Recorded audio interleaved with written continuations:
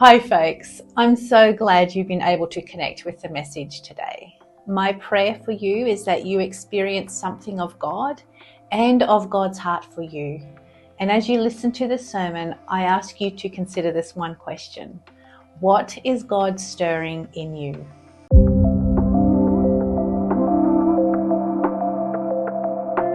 I want to invite Kelly to come and bring our reading this morning.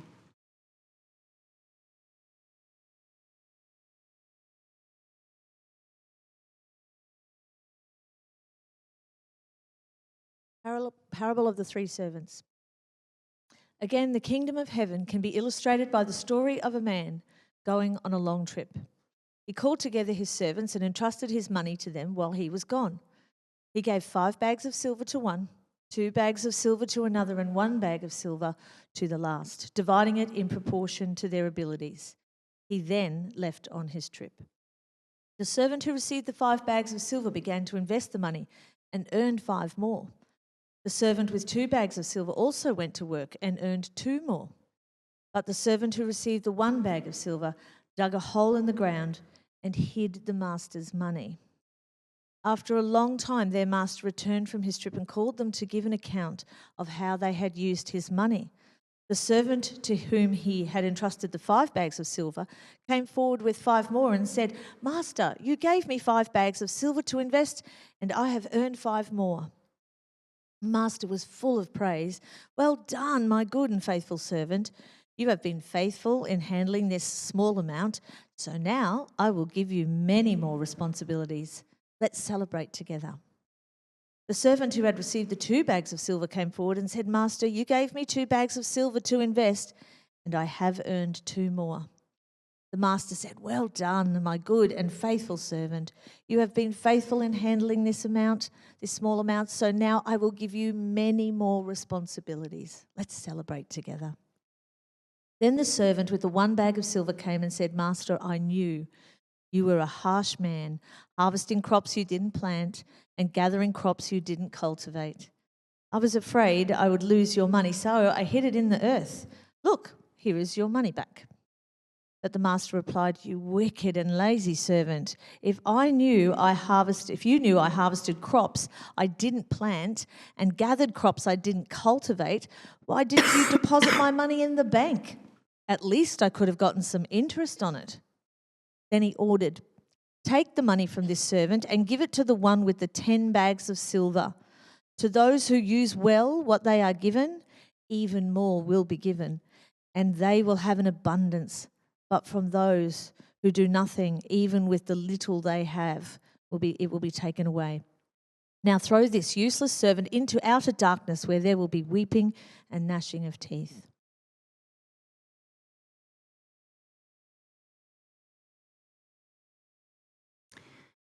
You can put the first one up, thank you. Thank you, Kelly. This sounds really harsh, doesn't it? Like Jesus has gone rogue or something. This parable follows directly from the previous parable, and that is the parable of the 10 attendants at the wedding feast.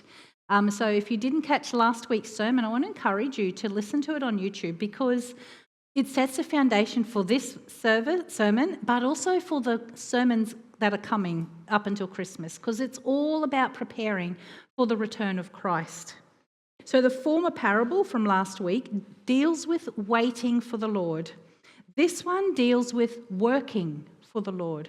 So one is about waiting for his return, one is working while we are waiting for his return. So last week we looked at the importance of not just anticipating the return of Christ, but actively preparing for it. We looked briefly at Romans 12, where Paul exhorts the church to embody the character of Jesus so that people will see Jesus in us. That's what it means to prepare ourselves for his return. This week we're looking at another important quality, and that is the important quality of faithfulness. So this parable explains what Jesus regards as faithfulness. Essentially, it involves using what God has entrusted to us in order to advance his kingdom in the world. So, the point of the parable of the 10 wedding attendants from last week and the parable of the coins from this week is the same. It is the same teaching that Jesus is giving. It's just a different emphasis on each one. The emphasis on the first parable from last week is spiritual preparation, whereas the emphasis of this second parable is the importance of spiritual service. Preparation in our hearts and service with what we have. Both parables deal primarily with the second coming of Christ, when he will come again to judge the living and the dead. So in this parable, the man taking the journey turns over his money to his servants, and they understood that they could share in the profits if they managed well what they had received. So these servants represent the disciples of Jesus, who are entrusted with many resources to fulfill God's mission. The earning power of the silver coins or the talents, was approximately or equivalent to about 16 years of wages for a working man or foot soldier. So by any calculation, the worth of these coins entrusted to these servants is very great. 5 bags might even amount to considerably more than a lifetime of earnings. This master distributed his resources according to his evaluation of the ability of each servant. So this parable is not primarily about money, although we could apply the principles to our finances. Neither is it about our spiritual gifts or our abilities, because the coins are best understood to represent all of the working capital that God entrusts to his disciples. And these things include, but are not limited to, our natural talents and abilities, the experience we've gained over life, our intellect, our finances, our ability to earn finances, and so much more.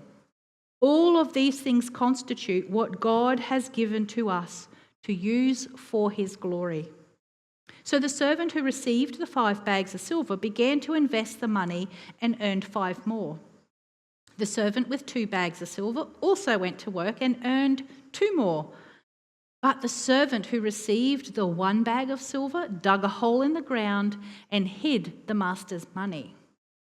So, as we can hear, immediately the 2 servants entrusted with 5 and 2 bags of money began to put their money to use for the master. And this shows their faithfulness to their responsibility to make money for him. They traded with their money in some way and they made a profit. The other servant, however, was unwilling to work and unwilling to risk. By burying the money, he showed that he valued safety above all else. So the disciples of Jesus who have a heart for God and his coming kingdom are the ones who sense the gravity of that privilege and their responsibility in it. And they seize every opportunity to use what they have been given to work for the Lord. But those who don't have any real concern about the coming king and his kingdom will do very little, or maybe even nothing with their opportunities. And in this situation, one cares for themselves more than they care for the work of the Lord. Their own needs and their own desires are greater than their love for Jesus.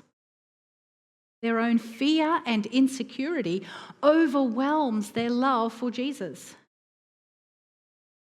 So we can note here in this parable that being a good and wise steward involves taking risks. Reading from verse 19. After a long time, their master returned from his trip and called them to give an account of how they'd used his money. The servant whom he had entrusted the 5 bags of silver came forward with 5 more. Here, I've got 5 more. And he was full of praise. Well done, my good and faithful servant. That first slave had to give an account of his stewardship. And in response, he received a verbal commendation from the master. And he received increased responsibility. And he received an invitation to share in the joy of that. Threefold blessing right there. The second slave also reported that he'd done what he had done with what was trusted to him, and he received a verbal commendation. He received more responsibilities, and he received an invitation to share in the joy of it. That third slave also had to give an account for his activity, or in this case, his lack of activity. Master, I knew you were a harsh man, harvesting crops you didn't plant and gathering crops you didn't cultivate. I was afraid that I would lose your money, so I hid it. But here's your money back. And the master replied, you wicked and lazy servant. At least you could have gotten some interest if you'd put it in the bank. So rather than commending this slave, the master reprimanded him. Instead of being good and faithful, he was wicked and lazy. It was fear. It was out of his own fear that this man ignored his responsibility to his master to fulfill what he was asked to do. He showed very little understanding and love and respect for his master. Then he actually blamed him. But you know, I've heard that you're a cruel man. And if you've, over the last couple of years, I've shared with you that wherever we witness blame, it is an attempt to cover our shame. So we see that in the Garden of Eden with Adam and with Eve. When God asked, what's going on here, guys? He blamed her. She blamed the serpent. It's an attempt to cover our shame. So if you ever witness blame directed at you, or if you ever attempt to blame other people, it's an attempt to cover shame. So here, this servant is attempting to cover his shame by blaming the master for his actions. Folks, taking risks is at the heart of discipleship. Playing it safe, this final servant achieved nothing. And it was his fear and his inaction that the master condemned. The master condemned his fear and inaction. So I wonder if at times the church has allowed their own needs and their own desires to overwhelm their love for Jesus and his coming kingdom. I wonder if at times the church has allowed our own fear and uncertainty and insecurity to overwhelm our love for Jesus and his kingdom. If we had to look at the church throughout history, we would notice that churches that take risks, the ones that step outside of themselves and make mistakes, because the church has made many mistakes, the churches that step out and make mistakes but try again are the churches that grow and flourish. And the churches that are too afraid to try something new and different are the ones who withdraw and eventually the doors are closed. Many of you would know Simon Gomersall. Simon worshipped here for a while, and a few years back Simon was the church history lecturer at Trinity College, and I have audited subjects at Trinity over the years, and I audited one of his subjects in church history. And he talked about the churches over the history that have, during world pandemics, actually stepped outside of themselves. And he listed 7 examples of times when there have been world pandemics and the churches opened their doors and they gave their all. They welcomed in the sick and the dying and the hungry, and they fed them and clothed them and looked after them, and they used all of their resources to care for a broken community. Those are the churches that flourished, that when the pandemic was over, they grew phenomenally. And then there were churches that closed their doors during that time because they were afraid that they would get their pastoral flock would get sick. We don't want our people to suffer and get sick. So they closed the doors, and those were the churches that closed their doors permanently within that generation. Churches that step out and take risks are the ones that flourish. The ones that are too afraid are the ones that won't. This is a parable that encourages the church to take risks, to just do something, anything. It doesn't have to be perfect. It doesn't have to have a 3-year missional plan with all these measurable objectives. We just have to be faithful to use what God has entrusted to us in order to advance his kingdom in the world. And so while this parable certainly has personal implications, it is for each of us individually to consider how we are stewarding what God has given to us personally. I want to invite us to pause for a moment and consider what God has entrusted to Chapel Hill Uniting Church. What has God entrusted to us corporately? We've just celebrated 150 years of faithful ministry and mission from this location. William Moore and many others took risks to step out and draw a community together. So let us consider what faithful ministry and mission will look like for us in the future. So what has God given us? What has God given to Chapel Hill? Well, God's given us people, you. God has given us an incredible property, and God has actually given us an amazing location. Our position is very strategic in this area. So people, the most important coin or talent that God has given to us is you and your giftedness and your skills and abilities and your resources and your knowledge and your experience, etc. God has also given us many acres that we have here and our buildings such as Chapel House, the chapel, this worship space, the hall downstairs and the manse. But God has also located us on a hill on the corner of a very major road and a almost major road. So let me ask you, how do you think we have fared with stewarding our people, with stewarding our property, and with stewarding our position? How have we actively invested into and added value to these silver coins that we have been given? In what ways have we actively invested into the people that God has given us for the glory and purpose of God? And that's the people within the church, that's you here who worship here on a regular basis, and those who are not yet regular worshippers with us. For example, those who come to our play group, our drama group, those who come on the property for elections and other such things. How have we actively invested into the people that God has given us?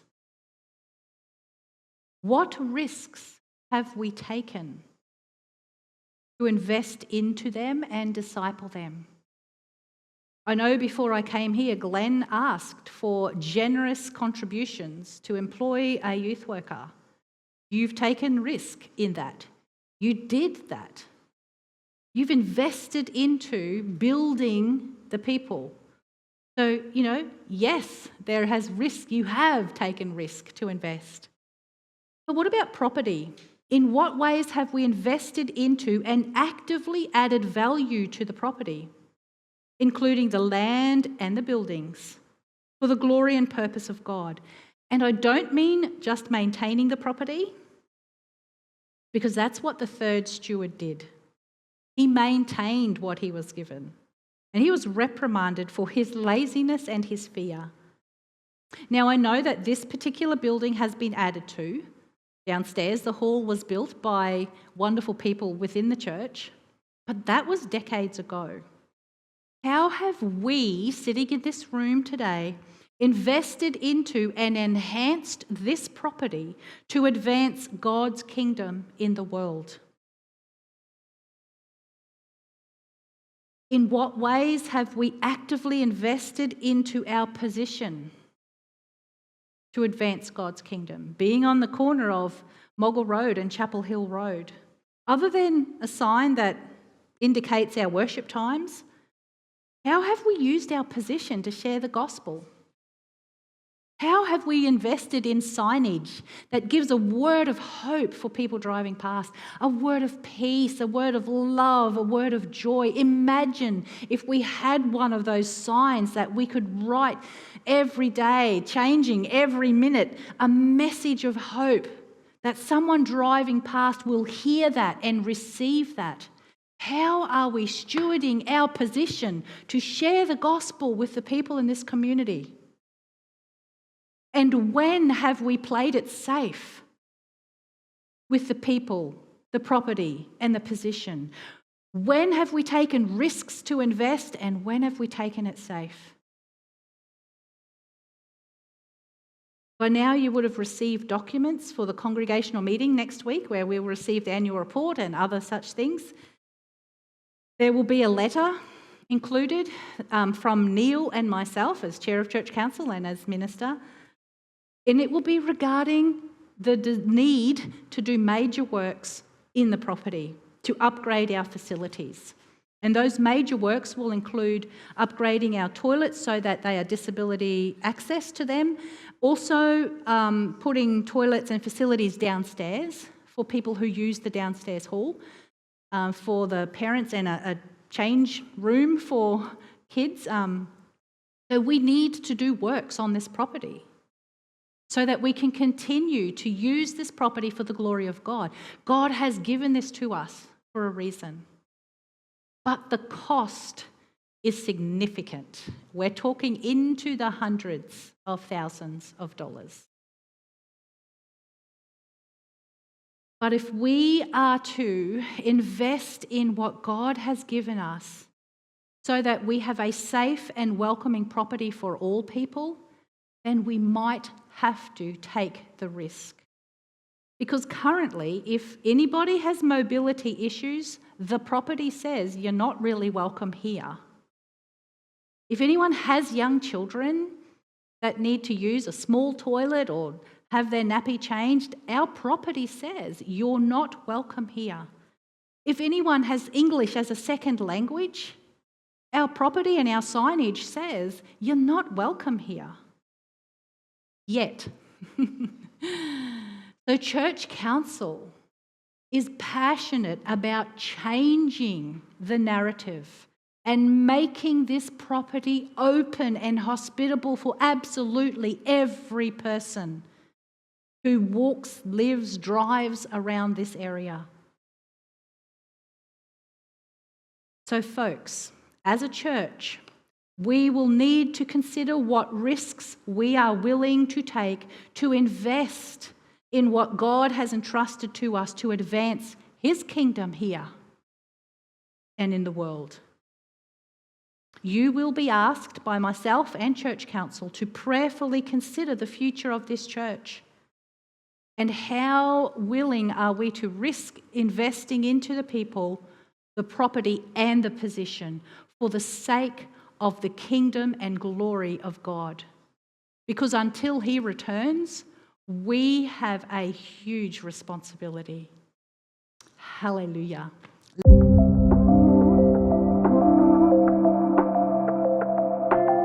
Hi everyone, I hope you enjoyed today's sermon and that it spoke to your heart. If you want to keep up to date on the sermon series, then hit the subscribe button and subscribe to our channel. We post videos every Sunday. Here at Chapel Hill, we have a lot of fantastic programs. We run a youth group, a faith life group, play group, and so much more. If you're interested in getting involved or simply just checking us out, then head to our website, which will be in the description box below, or follow our socials. It's at Chapel Hill Uniting Church on YouTube, Facebook, and Instagram. And if you're interested in some of the things that we're doing in the day-to-day life of the church, then keep watching for the notices. I hope you have a fantastic week. May God bless you.